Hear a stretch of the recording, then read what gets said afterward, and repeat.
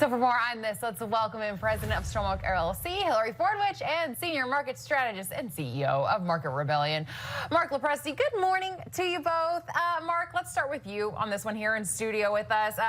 What really are we seeing with these numbers? Well, we're seeing the market actually having a bit of a return to the bulls being in charge, which is a good thing. We've been shaken up a little bit over the past couple of weeks. Selling that happened after we got past the government shutdown and investors could focus again on what's the Fed going to do at this FOMC meeting. Are AI stock and technology prices just too damn high? Is there an AI bubble? All of this kind of nonsense. But look, we think that as we expected, we're going to test even higher highs as we go into the end of the year. Looks like we're going to get that rate cut on the 10th, 85% or better chance of that happening right now. Good news coming out of the president's talks with China. So I'm hoping that the bulls will remain in charge through Christmas. And now, speaking of Christmas and the Trump administration, now we're seeing reports that Jerome Powell's replacement could be named by Christmas. They're down to 5 candidates. But Hilary, sales at U.S. retailers and restaurants increasing in the month of September as consumers moderated spending after splurging over the summer, reportedly. So what do these numbers suggest? Well, I think these numbers, pleasure to be back with you, Alex, suggest that the American consumer actually never bet against the American consumer, because the numbers are actually, I think, somewhat stronger than expected. We added also 119,000 jobs.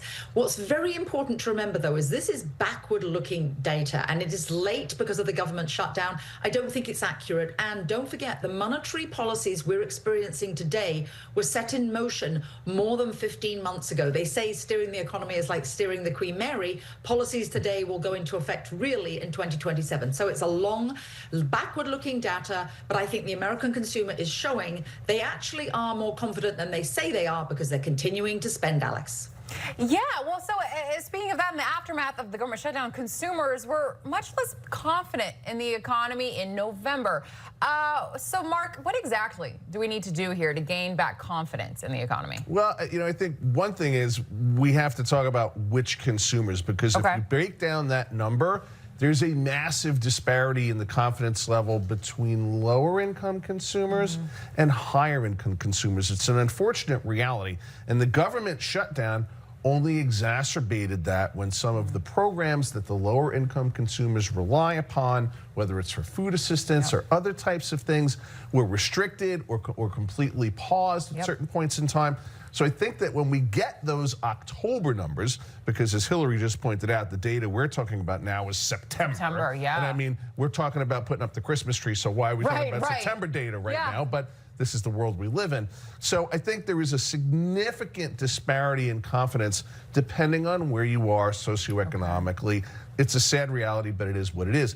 Looking, however, to holiday spending, we are expecting that that's going to be very good for retailers. We're expecting for the first time consumers to spend over $1 trillion on putting things under the Christmas tree, with a record number of over 190 million consumers coming both to retail and virtual. I caution against going to any of the stores in person here in New York these days because it's an absolute madhouse. But it's going to be a strong retail season this year. And I've already added to that trillion number. I've already bought all my Christmas presents. Am I on the list, by the way? Did you put me? You might be on the list. All right. Hilary, you're on my list too.